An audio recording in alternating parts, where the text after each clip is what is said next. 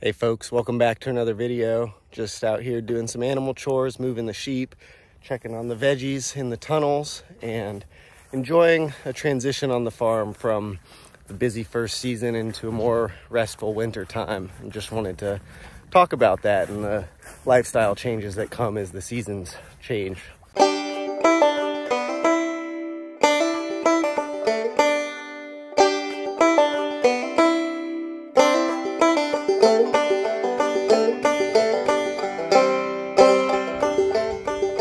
Before we get into today's video, please make sure to like the video, leave a comment, and subscribe to the channel if you haven't already. We're moving the sheep through Northfield, starting at the top there and rotating them through the lanes. We'll get them about halfway down to where the chickens are before moving them over to our nut field. And there should be enough stockpiled grass for this small flock to just graze all winter without any hay. We're talking with another farmer who vends at one of the same markets as us about purchasing some of his ewe lambs that are yearlings to increase our flock size and genetic diversity.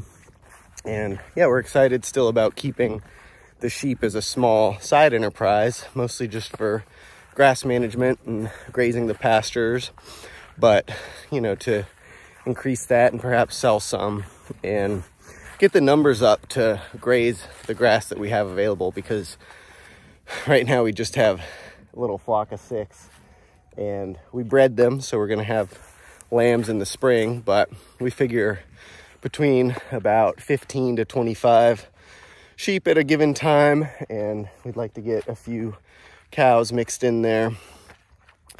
We can keep up with the grass in a good planned rotation. We've kind of just been moving them daily and letting them graze, but you know, if we can get those numbers up, then we can really put together a nice management plan for the property and, you know, keep up with all this forage we have that is continuing to improve and will continue to improve over the years with the chickens and the animal integration. The pigs are wrapping up here for the season. These guys are going out next week to be processed and set up the trailer in here with them. Just a simple electronet to keep them in that is charged, and this just allows them to get used to the trailer. I start feeding them in there so that when the day comes I can feed them in there in the morning and just easily close it behind them.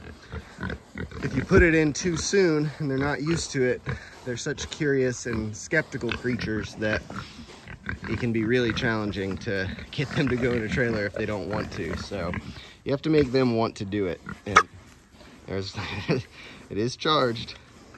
And yeah, we're excited. We're selling mostly half hogs and bringing some to market, and our wholesale customers are getting more excited about our organic pork. So these guys will fill the freezers and keep us going through the winter. This isn't our trailer. It's a really nice livestock trailer that can fit quite a few animals, or a couple large animals in it.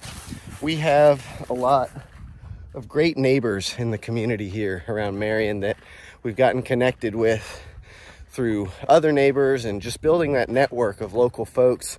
A lot of people here out in the country have a lot of tools and materials that are just sitting around most of the time. They use them, but you know, we work out little exchanges where we'll give them some breakfast sausage, a chicken, or whatever the case may be. And in our experience so far, folks are really generally excited about sharing and finding ways to help one another. So we've saved a lot of money getting started, just borrowing tools and equipment and, you know, some of these costlier things that are useful on a farm but sit around most of the time. So always find neighbors, always ask around, because you know, we might never get to a point where we need to buy a livestock trailer because we have this connection, and we'll continue to build more. Speaking of borrowing tools from neighbors, just got done splitting most of the firewood we've got, and couldn't have done it without borrowing my neighbor's log splitter. I suppose I could have, but it would have taken a whole lot longer. And This is all wood that we harvested dead trees from the property, and it's actually a perfect mix of wood. We've got a bunch of tulip poplar that over there was a large dead poplar standing we had taken down. And poplar is a fast igniting, hot burning, very fast burning wood that is great to get fires started with. And then besides the poplar, we've got a bunch of red oak, white oak, and hickory, which all have much higher thermal capacity. They burn a lot slower, but burn extremely hot. So we've been able to easily start our fires using the poplar and then carrying them through with the oak and hickory, and got a lot of wood. Some of these logs were just too big to lift. This is red oak, extremely heavy, too big to lift onto the splitter, and so taking the maul and wedges and splitting them slowly day by day, just chipping away at it. But we've got plenty of wood for this season and into next, so no rush on splitting this wood, but always a fun wintertime project, preparing wood for future seasons. Tunnel 3, getting crops planted to it and still picking on some kales. We've got some purple mustards, some bok choys in the back there, some more mature bok choys. Been experimenting a bit with direct seeding some things like arugula and kale mix and spinach, cilantro, lettuce mix, and seeing what we can seed here really at the tail end of fall, coming into winter, and see what we can get to come out of these tunnels in late February, early March from what we are planting now.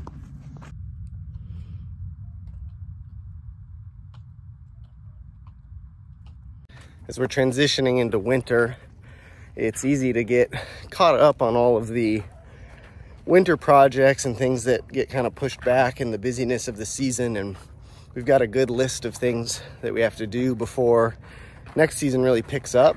But it's really important, especially in this time right around the solstice, to prioritize rest and taking time to recover and really respecting our innate physiology as animals living in a temperate climate. You know, the solar angle and daylight hours really affect our patterns and our energy, and I definitely tend towards wanting to work and wanting to push myself and, you know, take this winter time where production is quieter to work on projects. But I find that even at my young age, my energy levels are totally different in the winter versus the summer. And when I try to wake up early before dawn in the winter, I just cannot quite get my day together, as opposed to the summer. I can easily wake up at 4:30 or 5 and have a lot of energy all day. So that transition is always a little tough, but I've learned to really respect that and allow myself to sleep in these winter days and enjoy the deep dark and do more reading, do more writing, more quiet tasks, more not doing any tasks at all, and just being quiet and sleeping and cooking and settling into a more restful nature than the peak season of the farm demands of us. Like I said, I always tend to want to work more and more, and sometimes I have the tendency to overwork myself and not find that balance. And, you know, that's a practice I'm cultivating, which is challenging because starting a farm and running a farm demands a lot, and I enjoy every little bit of it, but not every stage of life, not every season is time for that. And so something that really helped me was really getting clear about what all the projects we have to do between now and April are, and writing them out, and not just writing them out so they're not just spinning around in my head, but also estimating really how many days or how much time each project is going to take. And when I did that, instead of having those projects just swirling around seeming like there's a lot to do, it broke it down to really there's only about 30 full work days of project work to do over the course of the next 3.5 months. And that was really useful for me to conceptualize how much work there is to do, because just thinking about different projects and having them in your head, it can just seem overwhelming. So if you're feeling overwhelmed going into winter, I highly suggest doing that kind of practice and getting clear, and then using that information to allow yourself more ease and more days to rest and spend time with family and do some of the things you enjoy besides farming. One of the winter projects we had is fully organizing our workshop space. It was pretty well kept this year, but we've taken extra measures to make sure all of the spaces are uniformly maintained and everything has its place. We built this additional workbench for wood cutting as opposed to just our general use tool workbench. All of our forestry and saw materials over here.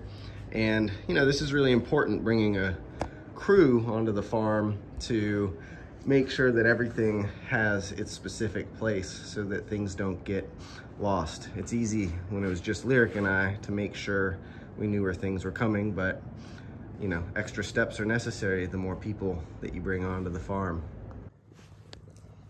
Hey kitty. The new barn cat is fitting in wonderfully. Hello, sweet pea. Hello. For me, rest doesn't just mean sleeping in and laying around and reading and doing physically restful activities. What it really means to me is just making sure I'm really prioritizing whatever it is my body and mind are asking of me at a given time. When you're running a farm, it can be challenging to do that because there's a lot of other living creatures demanding things of you, and a lot of times through the bulk of the season you have to prioritize their well-being over your immediate well-being. But when things slow down and we're not dealing with some of the pressures of summertime and the rest of the farming season, you can really allow yourself to respect your physiology and respect your needs. So for me, that looks some days like sleeping in, some days like waking up at sunrise. I like to exercise, and I find that even though it's not physically restful, it's mentally rejuvenating and physically rejuvenating, and I feel better when I do it rather than laying around all the time. But I'm finding that balance and not pushing myself. I'm not training extremely hard. I'm just working out to the needs that my body is telling me. And there's also mental tasks and mental exercises that I enjoy and find restful and rejuvenating. I've been doing a lot of writing and diving deep into some reading and working through the works of some philosophical authors that I've long intended to read. And again, it's not necessarily restful as some people might think of it, but the way that I define restfulness for myself is just, does the activity bring me rejuvenation? And winter time is a good time to explore which activities do that.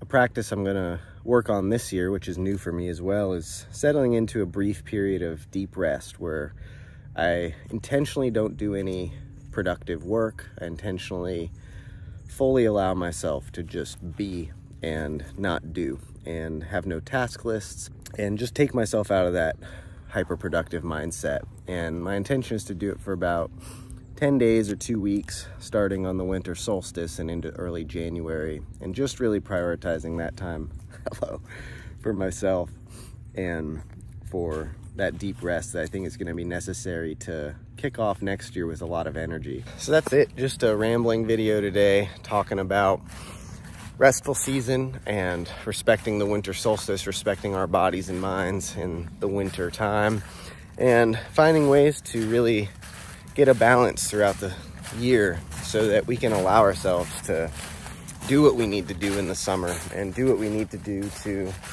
make this farm thrive and a big part of that is allowing ourselves adequate time to recover throughout the days, weeks, and years that go by. So I hope that you all have practices that you value this time of year to bring yourself restoration and rejuvenation. And I'm curious to hear in the comments if anyone would like to share some ways that they do that, because it's perennially a challenge for me to find that balance, and feel like in recent years I'm starting to develop that ability. But yeah, curious what others have to say. And thanks for watching the video, and we'll catch you next time.